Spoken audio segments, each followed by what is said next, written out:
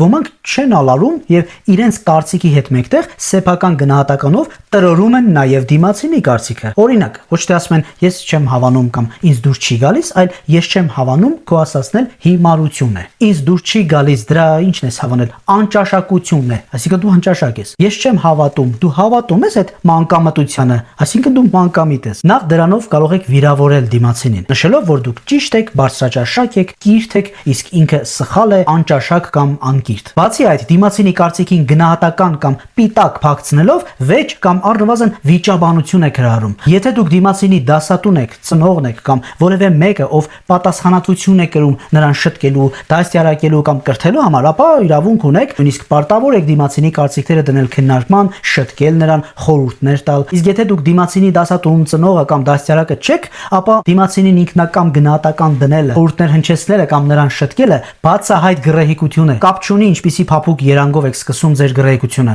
Մի բան ասեմ, սրտիդ մոտ չընդունես։ Խորհուրդ տալ չլինի, բայց սրտացավորեն եմ ասում, միևնույն է, գռեհիկությունը մնում է գռեհիկություն։ Իսկ թե ինչպես չհայտնվել գռեհիկ մարդու թակարդում, չընտարկել սադրանքի, արագ ճանաչել մանիպուլյացիան ու արժանի պատասխան տալ ագրեսորին կամ խորամանկին, այս մասին կխոսենք իմ Telegram-յան ալիքում։ Բաժանորդագրման համար գրեք նշված համարին։